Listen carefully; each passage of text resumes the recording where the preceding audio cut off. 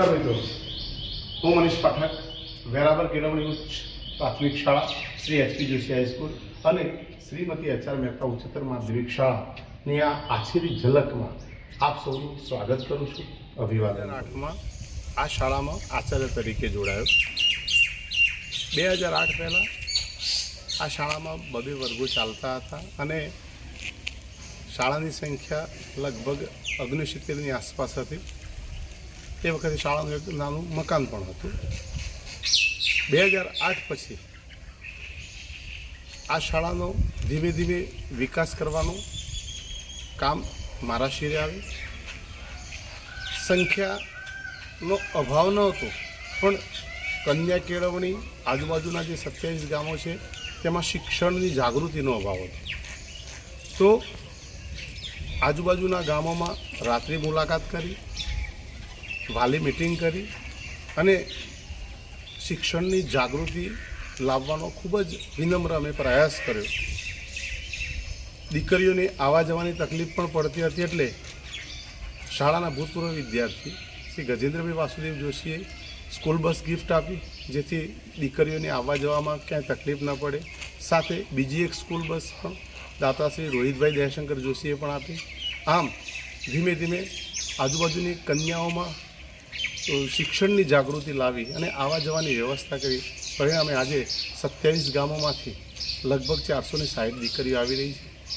જે એક વર્ગો હતા એની જગ્યાએ આજે 9માના 3, 10માના 3, 11માના 2 અને 12માના 2 વર્ગો એમ શાળાની સંખ્યા 850 સુધી પહોંચાડી છે. સાથે દાતાઓએ દાનનો ધોધ વહેવડાવ્યો છે. શાળાનું એક પરિસર જે ભૌતિક સુવિધા છે એ પણ આજે 2 માળનું મકાન આપ વિશાળ જોઈ શકો છો. સમૂહ પ્રાર્થના અને શાળાની શરૂઆત જ સમૂહ પ્રાર્થનાથી થાય તો નવા જ એક વાઇબ્રેશન તમારા શરીરમાં ઉત્પન્ન થતા હોય છે. અને એના માટે આદરણીય ડાયાલાલ જોશી સાહેબ અને શાળાના ભૂતપૂર્વ વિદ્યાર્થી હર્ષદભાઈ પટેલે 10,000 ચોરસ ફૂટનો એક શાળાને ગિફ્ટ આપ્યો છે. આ શાળામાં આજે આ પ્રાર્થના હોલમાં 3,000 બાળકોની કેપેસિટી ધરાવતો એક વિશાળકાય, જે સાબરકાંઠા જિલ્લામાં પ્રથમ નંબરનો આટલો સરસ પ્રાર્થના હોલ હશે. અને એના માટે ખરેખર આ દાતાશ્રીઓનો પણ હું ખૂબ આજે દિવાળીબા એચ જોશી ઉચ્ચ પ્રાથમિક શાળાની પણ શરૂઆત કરી અને એના માટે આદરણીય દયાશંકર દિવાળીબા એચ જોશીના માનમાં દયાશંકર કૃષ્ણભાઈ પણ 15 લાખ રૂપિયાના દાનનો ધોધ વહેવડાવ્યો.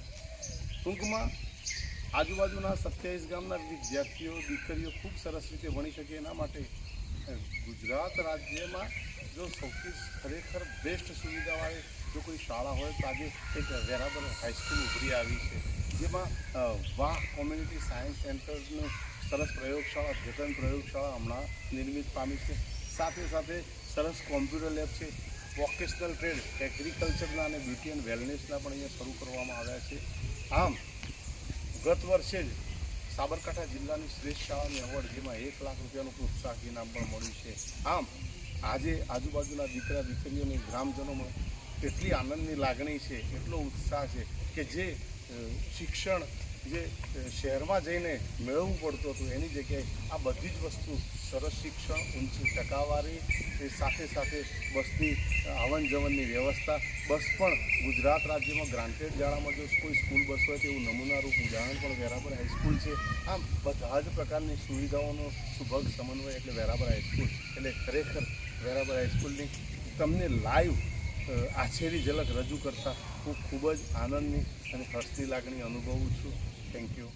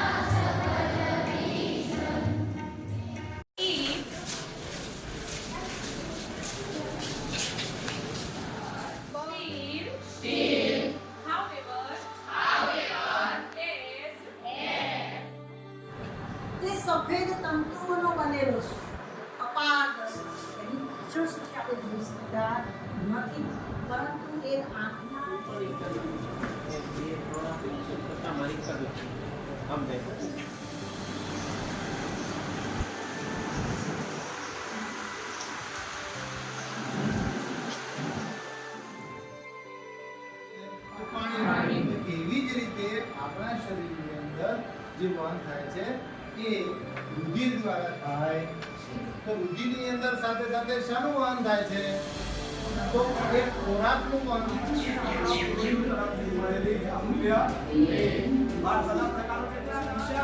અને વૈવિધ્ય સભર પ્રાકૃતિક વારસો ધરાવતો દેશ છે. કેમ કે ભારતમાં આપણે કોઈ જગ્યાએ જોઈએ તો ઊંચા ડુંગરા પ્રદેશો હોય છે. જે બહુપદી કહેવામાં આવે છે. એનું વ્યાપક સ્વરૂપ શું થાય છે ભાઈ? ax બરાબર આમાં x ની ઘાત કેટલી છે ભાઈ? 1 કેટલી છે? 1. એટલા માટે આને સુરેખ બહુપદી કહેવામાં આવે છે. એમણે શિવજીની આરાધના કરી અને શિવજીની તપસ્યા કરીને શિવજીને પ્રસન્ન કર્યા. કારણ કે પદ શાનાથી બને? ધંધાનો માલિક ધંધો શરૂ કરવા માટે જે રોકડ લાવે છે તેને મૂડી તરીકે ઓળખવામાં આવે છે. સંબંધ વિશેષણ और તારીખમાંથી ઇન્ડાયરેક્ટ કેવી રીતે 5 સ્થાનમાં આપણે ખાસ ધ્યાન રાખવાનું છે. તો આપણે ખાસ કરીને મહત્વની જે બાબતો છે એની અંદર કે વિજ્ઞાન કહેવામાં આવે છે.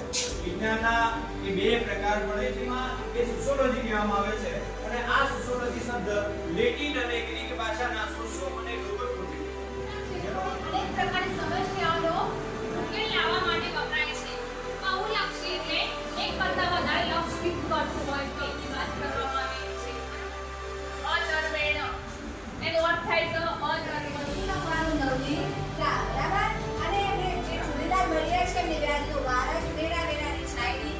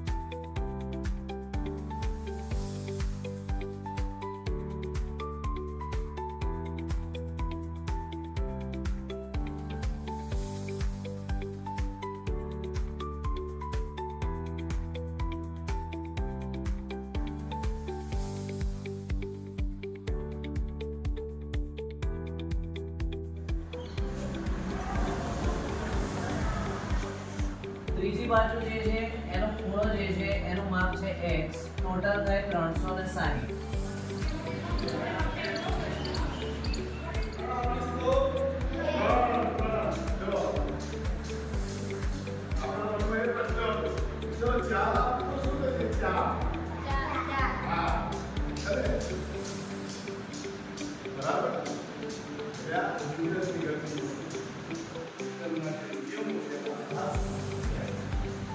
હું ચોક્કસ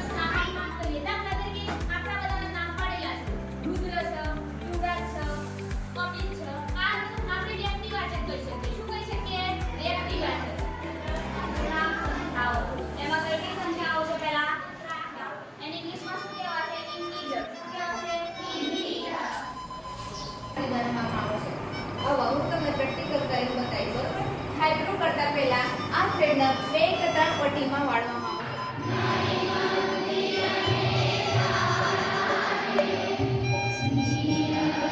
ગૌ સાફ કરવા માટે કરવામાં આવે છે. આ રીતના એક મોટું સ્પેશિયલ આવે છે, જેનો ઉપયોગ આપણે શેમાં કરીએ છીએ? ઘઉં કાઢવા માટે. કેવી રીતના પહેલા ઘઉં કાઢી પછી આપણે શેનો ઉપયોગ કરવાનો? ઘઉં સાફ કરવા.